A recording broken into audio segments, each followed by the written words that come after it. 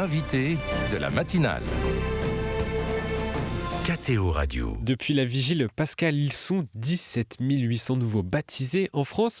Les catéchumènes sont devenus des néophytes, des jeunes pousses. Une fois reçus les sacrements de l'initiation chrétienne, se pose bien sûr la question de leur intégration aux communautés paroissiales.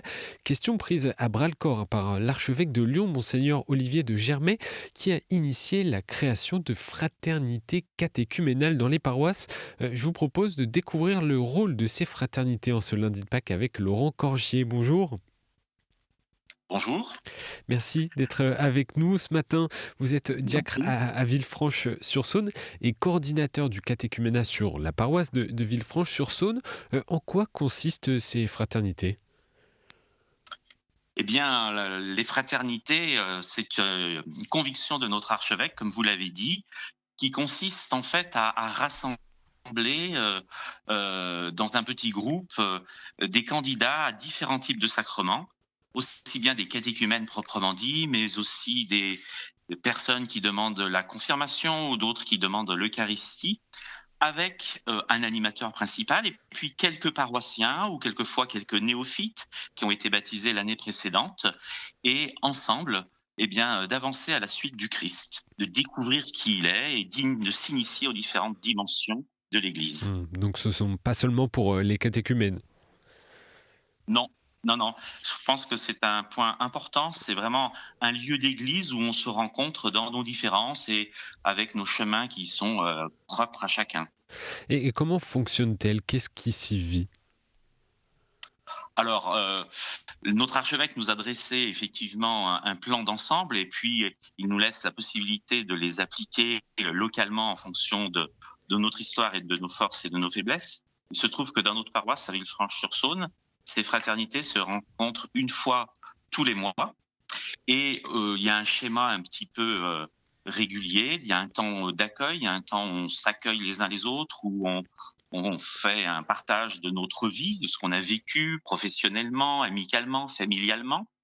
Ensuite, on prend un évangile, on travaille l'évangile selon saint Marc, qui a été découpé en plusieurs séquences, et on va faire la lecture continue de cet évangile et essayer de voir comment cet évangile fait écho à notre vie. Et on finit toujours par un temps de prière qui reprend en fait les deux temps précédents, c'est-à-dire qu'est-ce que j'ai entendu, que le Seigneur m'a dit dans sa parole, et puis comment ça fait écho, comment ma vie de tous les jours en est-elle transformée. On connaît ces derniers jours, on parle beaucoup des catéchumènes, on connaît un peu leur profil, mais qui sont ces paroissiens qui se mettent en route avec les catéchumènes dans ces fraternités ? Alors les paroissiens, ils sont un peu à l'image des catéchumènes, c'est-à-dire très très très variés. Il y en a qui sont d'anciens catéchistes, il y en a qui sont des pères de famille qui se disent tiens, j'ai un petit peu de temps, j'ai envie de découvrir aussi la soif qui les anime, parce que je pense que pour nos paroissiens, il y a aussi une découverte qui se fait en disant mais que viennent demander autant de monde à l'Église ces personnes, et ça éveille une curiosité, mais une curiosité saine, et la volonté de venir servir. Donc on a effectivement des profils très différents, et c'est aussi une chance que de faire rencontrer une Église diverse.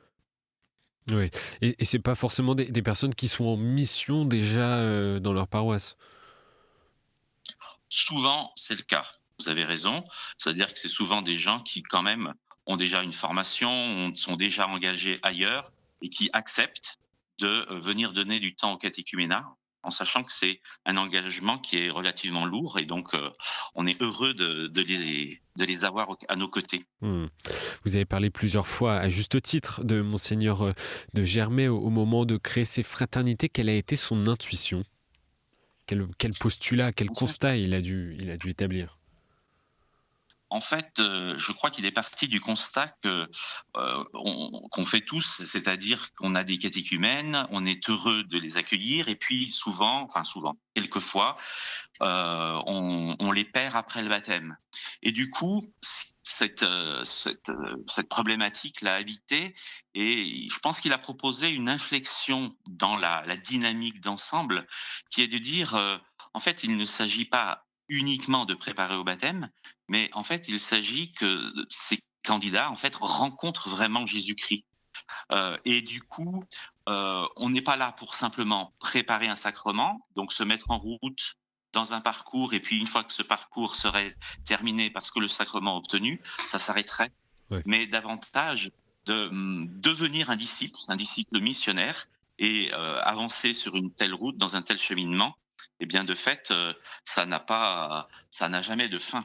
Et du coup, ça change la façon d'aborder la pédagogie parce que on se dit que on va faire partie d'un corps, le corps de l'Église, le corps du Christ, et de fait, ça va travailler davantage l'appartenance, le sentiment d'appartenance à la communauté.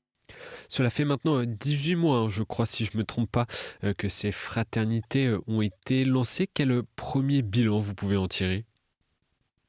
Bah écoutez, oui, effectivement, ça fait à peu près 18 mois. Elles ont été publiées en novembre de l'an passé et elles ont été Ouais, c'est ça. vraiment mises en place à partir de septembre 2024. Les fruits que l'on voit, c'est en fait le fait que les catéchumènes sont davantage visibles parce que la plupart du temps, quand ils viennent à l'église, ils viennent ensemble parce qu'ils se sentent forts. La communauté leur donne une force et un dynamisme en disant tiens, allez, on va se rendre ensemble. Alors par exemple, tel frate est allé ensemble participer au mercredi des cendres. Tel autre frate s'est invité à une rencontre de transformation missionnaire de la paroisse. Et du coup, ça permet aussi une initiation beaucoup plus large que simplement partager sur un évangile. Ça permet de s'initier vraiment à toutes les dimensions de l'Église. Et ça, c'est un fruit fort, c'est un fruit important. Et en même temps, ça les ancre vraiment dans la réalité de la vie de l'Église. Et je pense qu'un des buts donc, que l'on citait il y a un instant, à savoir eh bien, faire en sorte qu'une fois le sacrement reçu, la personne puisse continuer sa vie en Église, eh bien, est partiellement atteint. En tout cas, Mmh. les ponts se font plus naturellement. Et qu'est-ce qui explique que ces ponts, ces liens créés favorisent l'intégration dans les communautés, dans la vie de la paroisse? Eh bien, en fait, je pense que la fraternité, en fait, elle n'existe pas que quand elle se réunit en quinzaine pour le déroulement classique qui leur est proposé, mais elle vit le reste du temps. C'est-à-dire que les liens qui ont été tissés, en fait, sont pour les participants quelque chose de très fort. Les fraternités partagent vraiment en profondeur, en intimité, et du coup, ça se voit après, ça porte du fruit après, et on les voit physiquement dans Mmh. l'Église. Alors qu'avant, ils étaient peut-être, comme là, comme l'accompagnement était davantage individuel, eh bien, ils étaient peut-être un petit peu dans leurs petits souliers. Ils venaient, ils se mettaient au fond de l'église, ils repartaient, ils n'avaient pas vraiment de personne à qui parler, on ne les remarquait peut-être pas. Alors que là, ils se réunissent déjà entre eux, ils sont contents de se retrouver, et puis du coup, ils sont visibles pour les autres en disant tiens, vous êtes nouveaux, et le lien se fait plus facilement. Et vous parlez de cette intégration individuelle. Avant, quelle différence par rapport à avant justement et cette, intégration plus personnelle? Eh bien, en fait, auparavant, comme dans de nombreux autres diocèses, l'accompagnement catéchuménal était un accompagnement individuel, c'est-à-dire un candidat avec un accompagnateur, et de temps en temps, selon les lieux, un rassemblement appelé assemblée catéchuménale qui donnait une dimension collective. Mais le lieu essentiel à ce moment-là de l'acte catéchétique, c'était l'accompagnement individuel. Alors que là, le lieu catéchétique, c'est vraiment la fraternité avec les accompagnateurs, mais aussi avec les autres candidats eux-mêmes Mmh. qui témoignent de ce qu'ils vivent, qui témoignent de leur diversité et qui donnent déjà à voir en fait une Église plurielle. Et du coup, peut-être aussi un des facteurs, un des points positifs, c'est que une fois qu'on est baptisé ou qu'on arrive dans l'Église, peut-être qu'on peut être à la fois très heureux ou alors aussi être désarçonné par certaines choses, par certaines attitudes, on embellit peut-être quelquefois la vie en Église, alors que là, déjà, par la fraternité, eh bien, on est obligé de se confronter à l'autre et de se rendre compte qu'on ne vit pas les choses exactement de la même façon et ça fait grandir dans sa foi.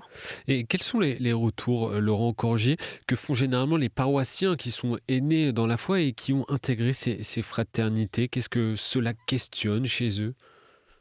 Ah oui, alors, d'abord, c'est une grande joie, je crois.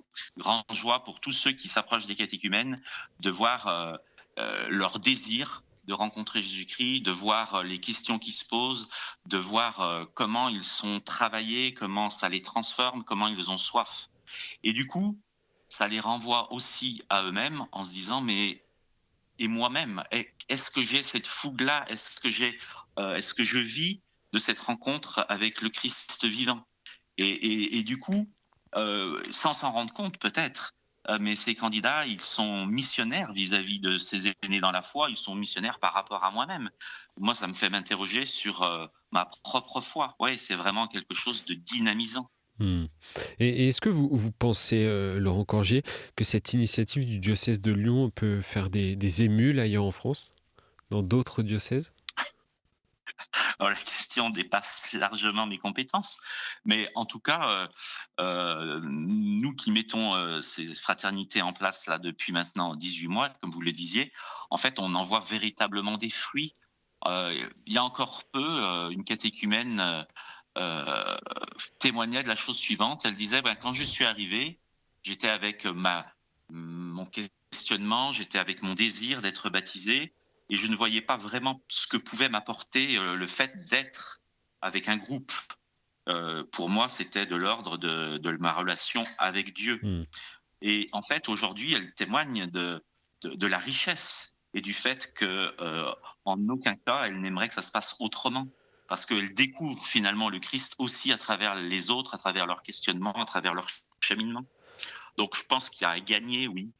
Et puis, là, c'est peut-être très prosaïque, mais on le sait tous, nous sommes les baptêmes qui ont eu lieu, elles montrent, il y a l'Esprit Saint appelle et nous avons besoin de beaucoup d'accompagnateurs et le fait de passer à une transformation par, enfin un suivi, un accompagnement par la fraternité, ça aide aussi à accompagner tout le monde. Ça, c'est peut-être un peu prosaïque, mais pour des diocèses peut-être qui ont des ressources humaines un peu plus heu, compliquées, ça peut être, aussi une solution.